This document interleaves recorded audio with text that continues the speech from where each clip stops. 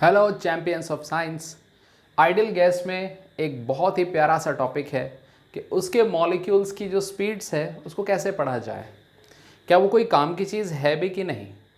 हमने kinetic theory of gases में ये सीखा था बच्चों कि एवरेज काइनेटिक एनर्जी का टेम्परेचर के साथ सीधा कनेक्शन है और मॉलिक्यूल जब वॉल्स पे कोलाइड करता है तो उसके मोमेंटम को दीवार में ट्रांसफ़र होने से प्रेशर भी जनरेट होता है। यानी गैस की दो काम की प्रॉपर्टीज़ जैसे कि प्रेशर और टेम्परेचर ये सीधा सीधा वेलोसिटी या एनर्जी से ताल्लुक़ रखती हैं। यानी गैसेस के मॉलिक्यूल्स की स्पीड्स की स्टडी है तो इम्पॉर्टेंट, बट की कैसे जाए। आप इसको एक ऐसे एग्जाम्पल से समझो कि मान लीजिए मक्खियों का झुंड है, उड़ता हुआ झुंड आ रहा है, भिन्न भिनाती हुई मक्खियाँ आ रही हैं। आप देख रहे हो मक्खियाँ आपस में चल रही हैं, कुछ तेज़ उड़ रही हैं, कोई धीरे उड़ रही हैं, आपस में टकरा भी रही हैं, कोई लेफ़्ट जा रही, कोई राइट, कोई अप डाउन। तो कोई पूछे इस मक्खियों के झुंड की जो स्पीड है उसकी स्टडी कैसे की, या स्टडी करनी चाहिए तो कैसे करनी चाहिए। तो आप कहेंगे इंडिविजुअल मक्खी की स्पीड की ज़रूरत नहीं है क्योंकि उसका कोई हिसाब ही नहीं है, अभी तेज़ चल रही है, अभी धीरे हो जाएगी, अभी टकरा जाएगी। तो उसमें एक लॉजिक नज़र आएगा कि मक्खियों के झुंड में हम ये अंदाज़ा ज़रूर लगा लें कि भाई स्पीड का जो एवरेज वैल्यू है कि ऑन एन एवरेज ये झुंड कितना तेज़ चल रहा है, राइट। इसी तरह से हम मॉलिक्यूल्स को भी इमेजिन कर सकते हैं। दोस्तों ये जो मॉलिक्यूल्स होते हैं ये अदृश्य मक्खियाँ ही होती हैं, बस वो जीवित नहीं होती, आपस में टकराते रहते हैं, दिन रात कभी नहीं थकते। आप देख लीजिए आपकी कार का टायर हमेशा फुला रहता है जब तक उसमें हवा रहती है। एलपीजी सिलेंडर में लिक्विड है तो उस पर गैस भी होगा। गुब्बारे में गैस भरो तो जब तक गुब्बारे की शेप बरकरार है तब तक मॉलिक्यूल उसमें घमासान मचा रहे हैं, धूमधाम कोलाइड करते जा रहे हैं, कभी थकते नहीं, कभी मरते नहीं, कभी कहीं जाते नहीं। केमिकल रिएक्शन हो जाए वो अलग बात है, लेकिन फिर भी मॉलिक्यूल से मॉलिक्यूल ही बनते हैं। यानी मॉलिक्यूल्स के पास अपनी जो खुद की चीज़ है वो है स्पीड। और यही चीज़ हमने केटीजी में पढ़ी थी कि मॉलिक्यूल के मोशन यानी स्पीड की पढ़ाई से ही सारा पीवी एंड आरटी डिटरमाइन किया था। तो काम की चीज़ बच्चों ये है कि आइडियल गैस का कोई सैंपल हमारे पास है तो उसके अंदर स्पीड का जो डिस्ट्रीब्यूशन है, पहली बार डिस्ट्रीब्यूशन का मतलब क्या होता है। डिस्ट्रीब्यूशन का मतलब ये होता है कि हम एक एक मॉलिक्यूल की स्पीड निकालें, ये नहीं, हम ये अंदाज़ा लगाएं कि कितनी स्पीड कितने मॉलिक्यूल्स के आसपास है। यानी बहुत सारे मॉलिक्यूल्स हैं, उसमें कितनी स्पीड है, 10 मीटर पर सेकंड कितनों के पास है, 20 मीटर पर सेकंड कितनों के पास है, 400 मीटर पर सेकंड से 500 मीटर पर सेकंड के बीच में कितने मॉलिक्यूल्स हैं। इस तरह की जो डिस्ट्रीब्यूशन यानी स्पीड किस तरह से बंटी हुई है, वितरण हो गया, इसकी पढ़ाई मैक्सवेल बोल्ट्जमैन डिस्ट्रीब्यूशन में की जाती है, राइट। तो हम एक एक मॉलिक्यूल को नहीं ढूंढेंगे, उसकी स्पीड के बारे में कोई अंदाज़ा नहीं लगाएंगे, हम सारी की सारी एवरेज बातें करेंगे, जनरल बातें करेंगे, जिससे हमें पता चलेगा कि मॉलिक्यूल्स का स्पीड डिस्ट्रीब्यूशन किस तरह से रूल फॉलो करता है, ये भी नियम का पालन करता है, आप देखेंगे ग्राफ बनाने के बाद। Okay, so let's now come to this molecule speeds distribution, यानी it is the study of how velocity or speeds are distributed among molecules. That means how many molecules lie in which speed range, किस speed के दायरे में कितने molecules आते हैं, ये पढ़ाई है मॉलिक्यूलर डिस्ट्रीब्यूशन में। इसमें आपको दो बातें हमेशा ध्यान रखनी चाहिए। देखो, Pratham, molecules keep exchanging their speeds. आज एक मॉलिक्यूल है उसकी स्पीड 10 मीटर पर सेकंड है, अगले ही सेकंड वो बदल के 50 मीटर पर सेकंड हो सकती है और 10 किसी और के पास चली जाएगी। ये बात ध्यान रखिएगा। अगर मॉलिक्यूल्स के पास 1000 टाइप की स्पीड्स हैं तो हर मॉलिक्यूल स्पीड्स को एक दूसरे को देता रहेगा, लेकिन टोटल टाइप्स ऑफ स्पीड्स वही रहेगी। एक मॉलिक्यूल की स्पीड बदल सकती है लेकिन आपस में एक्सचेंज होता रहेगा, भाई तू ले ले, अब मैं ले लेता हूँ, अब ये वाली स्पीड तुम रख लो, मैं रख लेता हूँ, इस तरह से आदान प्रदान चलता रहेगा। लेकिन स्पीड्स का डिस्ट्रीब्यूशन चेंज नहीं होगा, वो सेकेंड पॉइंट है, but there distribution remains fixed. यानी कितने मॉलिक्यूल्स के पास कितनी स्पीड है ये चेंज नहीं होगी, कौन से मॉलिक्यूल के पास कौन सी स्पीड है ये जरूर चेंज हो सकता है, राइट। तो मैक्सवेल बोल्ट्जमैन इन दोनों ने इसकी खूब पढ़ाई की, इसमें बहुत शानदार ग्राफ बनाया, इक्वेशन डिटरमाइन की। मैं आपको बताना चाहूँगा ये ग्राफ दो ग्राफ का कॉम्बिनेशन है। देखो थोड़ी सी अगर मैथ्स आपको आती हो याद तो आप जानते हैं पैराबोला का ग्राफ ऐसा होता है और e to the power -x का ग्राफ ऐसा होता है। तो इन दोनों ग्राफ्स का अगर मल्टीप्लिकेशन बनाया जाए तो this will be the combination. शुरू में पैराबोला की तरह उठता है, फिर मैक्सिमा जाता है, फिर e to the power minus x की तरह घटता चला जाता है। पैराबोला और e to the power minus की लड़ाई अगर हो तो कौन जीतेगा? e to the power minus, क्योंकि एक्सपोनेंशियल के एक्सपेंशन में तमाम पावर्स होती हैं। तो ये चीज़ आप अपनी मैथ्स में पढ़ लेना कि कैसे होता है। तो शुरू में आपको दिख रहा है पैराबोला जैसा, और बाद में आपको दिख रहा है e to the power minus जैसा, और बीच में मैक्सिमा आएगा। तो बड़े काम का लॉजिक है। तो पहले डिस्ट्रीब्यूशन को पकड़ लीजिए। सबके डिस्ट्रीब्यूशन इसी लहजे के होंगे, ऊपर बने, नीचे बने, दाएं बने, बाएं बने, उससे कोई फर्क नहीं पड़ता। क्वालिटी देखिए जनाब, सुंदरता से चढ़ा और सुंदरता से नीचे की। एक और मजे की बात, कभी भी इस एक्स एक्सिस को टच नहीं करेगा, इसको कभी धप्पा नहीं लगाएगा। इसे कहेंगे एसिम्प्टोट, इन्फिनिटी तक जाता है। यहाँ तुरंत कोई आइंस्टीन जैसा स्टूडेंट खड़ा होता है क्लास में, सर अगर स्पीड ऑफ लाइट से ऊपर हो जाए तो हम कहते हैं अगर ये स्पीड ऑफ लाइट तक पहुंच गई तो ये ग्राफ इतना नीचे आ जाएगा कि ऐसे मॉलिक्यूल की गिनती कर पाना प्रैक्टिकली इम्पॉसिबल होगा। मतलब हम ऐसे मॉलिक्यूल का कोई इमेजिनेशन नहीं करते कि इस ग्राफ के हिसाब से उसकी स्पीड ऑफ लाइट से ऊपर स्पीड चली जाए। इसलिए हमने केटीजी में पहले ही एजम्पशन पढ़ लिया था, relativistic effects are not considered in this theory.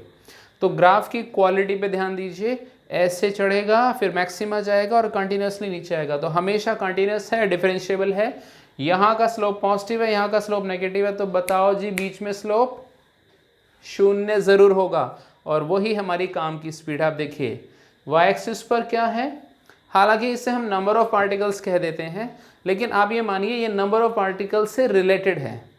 आप इसे नंबर ऑफ पार्टिकल भी मानो तो भी चलेगा, बट मैं आपको थोड़ी नॉलेज शेयर करूं, इस ग्राफ के एरिया से मिलता है number of particles x y axis के कोऑर्डिनेट की हेल्प से। और यहाँ है स्पीड्स की पॉसिबिलिटी। तो आप देखिए जीरो स्पीड पर कोई मॉलिक्यूल नहीं है, यानी कोई भी विश्राम अवस्था में नहीं है, सारे ही चलयमान हैं। और इन्फिनिटी स्पीड पर भी ग्राफ हम मानेंगे कट जाएगा, तो किसी की इन्फिनिटी स्पीड भी नहीं है। तो स्पीड धीरे धीरे बढ़ रही है, तो मॉलिक्यूल की संख्या बढ़ रही है। एक ऐसी स्पीड आती है जिसमें मैक्सिमम मॉलिक्यूल्स हैं, इसे नाम दिया गया है मोस्ट प्रोबेबल स्पीड। सबसे ज़्यादा संभावना जिस स्पीड की है वो ये। अब एक बात ध्यान से सुनना, ये मोस्ट प्रोबेबल स्पीड कहाँ आई है? ये ग्राफ के मैक्सिमा के हिसाब से आई है। यानी हम ये कहें यहाँ पर ग्राफ का कुछ हिस्सा इधर रह गया, कुछ हिस्सा इधर रह गया। अब एक बात गौर से देखना और बहुत बारीक नज़र से, यूएमपी के लेफ्ट हैंड साइड में ग्राफ बाउंडेड है, यानी ग्राफ की सीमा तय है, 0 तक है। और यूएमपी के राइट हैंड साइड ग्राफ की बाउंड्री तय नहीं है, इन्फिनिटी तक जा रहा है, थियोरेटिकली आगे बढ़ रहा है। यानी हम कहें अगर ये यूएमपी का पॉइंट है तो जितना ग्राफ इधर है उससे ज़्यादा इधर है। यस, जितना ग्राफ इधर है उससे ज़्यादा इधर है, क्योंकि यहाँ बिल्कुल लिमिटेड है और वहाँ चलता ही जा रहा है। यानी number of molecule before this speed उससे ज़्यादा है number of molecule after this speed. यानी यूएमपी स्पीड से कम स्पीड पर थोड़े से मॉलिक्यूल कम हैं, किसके मुकाबले? यूएमपी स्पीड से ज़्यादा स्पीड पर। यानी अगर कोई पूछे एवरेज किधर खिसकेगा तो आप कहेंगे इस स्पीड से थोड़ा आगे। क्यों? यहाँ ज़्यादा संख्या है, यहाँ कम संख्या है। तो आप देखेंगे एवरेज स्पीड थोड़ा सा आगे आती है। और अगर आप एवरेज के लिए काम करें, पहले स्क्वायर कर दें, फिर आप एवरेज लें और फिर आप स्क्वायर रूट लें, तो आप कहेंगे root of mean of square. RMS पहले स्क्वायर किया, फिर मीन लिया और फिर रूट लिया, तो सेंटेंस बनेगा root of mean of square RMS speed. तो थोड़ा सा और फर्क आ जाएगा, क्योंकि स्क्वायर करने के बाद वैल्यू में ज़्यादा चेंज आ जाते हैं। तो ये 3 स्पीड ग्राफ में पहचानी जाती हैं। इनके रिजल्ट्स अपने CPU में डाल लीजिए। 2RT/m MP स्पीड का, दूसरा फॉर्मूला 2 बोल्ट्जमैन कांस्टेंट T/m, इन दोनों में फ़र्क बताते हैं अभी। और एक है प्रेशर और डेंसिटी का 2P/डेंसिटी। एक बात ध्यान से सुन लो बच्चों, केमिस्ट्री में बहुत ही हमारी आदत है मास को ग्राम में यूज़ करने की, यहाँ नहीं करना। ये SI सिस्टम का क्षेत्र है, आप यहाँ मास को प्लीज़ किलोग्राम में लिखना। अच्छा, छोटा और बड़ा m में क्या फ़र्क है? ये है 1 मोल का मास। जैसे हाइड्रोजन गैस अगर आप लोगे तो m को कितना रखोगे? 2 ग्राम मत रखना, किलोग्राम में कितना होगा 0.002 किलोग्राम पर मोल। और ये छोटू m क्या है हाइड्रोजन के लिए, इसको 2 AMU मत रखना, पहले आप इससे ग्राम में चेंज करना 2 डिवाइड बाय Na, फिर इंटू 10⁻³ या आप खुद ही जानते हो AMU किलोग्राम में चेंज करना 2 इंटू 1.66 10⁻27 kg। हालांकि इस फॉर्मूले से ज़्यादा मज़ेदार सॉल्व हो जाता है क्योंकि वो कन्वीनियंट होता। तो MP स्पीड का एक्सप्रेशन बुद्धि में उतर गया। अब आ जाओ एवरेज। एवरेज के लिए काफ़ी कैलकुलस लगती है, मैंने कहा ना पैराबोला e⁻, और मैथ्स के तरीके रामानुजन जैसा बनना पड़ता है, बट हमें पका पका रिजल्ट मिल गया 8RT/πm और दूसरा फॉर्मूला 8 kBT/π छोटू m और 8P/π डेंसिटी। डेंसिटी को भी आप किलोग्राम पर मीटर क्यूब में रखना और प्रेशर को भी पास्कल में, ATM वेटीएम नहीं।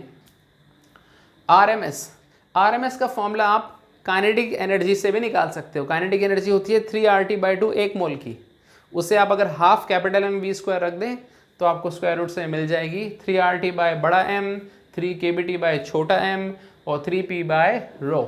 मज़ेदार चीज़ है इनका ऑर्डर, MP से ज़्यादा है एवरेज, एवरेज से ज़्यादा है RMS। आप यहाँ देख सकते हैं 1:1.128:1.224।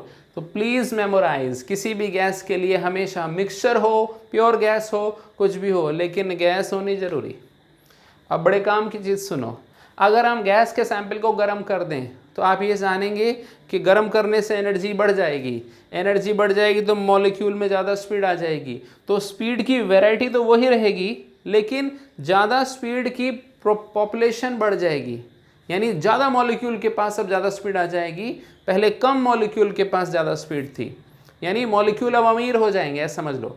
तो आपने पैसा बांट दिया तो मॉलिक्यूल अमीर हो गए। तो कोल्ड ग्राफ देखिए, ठंडे टेम्परेचर पर ग्राफ ऐसा, यानी MP स्पीड पीछे और हॉट ग्राफ में आगे। अब खास बात देखना, ये वाली हाइट ज़्यादा है, ये कम है, यानी जैसे आपने गर्म किया मॉलिक्यूल में नई स्पीड्स मिल गई तो पॉपुलेशन आगे चली गई, तो मैक्सिमा नीचे आ गया। इसको ऐसे भी समझ सकते हो, total area of the graph fixed है क्योंकि नंबर ऑफ पार्टिकल से रिलेटेड है, तो टोटल एरिया फिक्स है। तो अगर आप लेंथ बढ़ाओगे तो हाइट घटेगी। तो इफेक्ट ऑफ हीटिंग याद रख लीजिए। और दूसरा तरीका, अगर टेम्परेचर चेंज नहीं करना चाहते तो हल्की भारी गैस लें, तो हल्की गैस तेज़ चलेगी, तो लाइटर गैस का ग्राफ इधर होगा, हैवियर का इधर। तो प्लीज़ मेमोराइज दिस पैटर्न, ये बहुत फेवरेट क्वेश्चंस है आपके लिए। अब कुछ बातें संदेश की तरह याद करके जाओ। टोटल एरिया रिमेन्स फिक्स्ड, चाहे गैस को गर्म करो चाहे गैस को बदलो, अगर आप नंबर ऑफ पार्टिकल नहीं बदल रहे या अगर वो ग्राफ में फ्रैक्शन प्लॉट करो तो भी, तो एरिया चेंज नहीं होगा।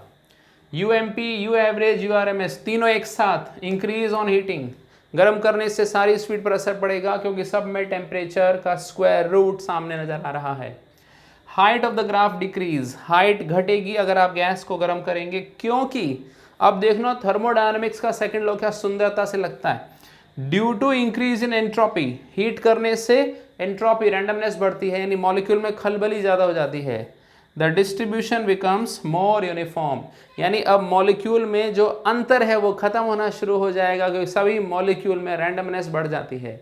तो याद रखिएगा, जितना ज़्यादा अंतर होता है उतना रैंडमनेस कम होता है, जितना एक जैसा होने की कोशिश होती है उतनी रैंडमनेस ज़्यादा होती है। तो एंजॉय दिस ब्यूटीफुल टॉपिक। और यहाँ मैं छोटी सी बात बताना चाहूँगा, बोल्ट्जमैन ने ये सारी पढ़ाई बहुत मेहनत से की, लेकिन उनके लाइफ टाइम में ये चीज़ साइंटिस्ट को ज़्यादा नहीं कन्विंस कर पाए। So finally he committed suicide. But Albert Einstein जब आए उन्होंने कहा कि this was a very beautiful result. So देखिए साइंटिस्ट कितनी मेहनत करते हैं, फिर भी उन्हें बहुत चैलेंजेस का सामना करना पड़ता है। हम तो थोड़े से समय में इसको पढ़ के एग्जाम क्लियर कर लेंगे, right. So enjoy this topic, happy learning.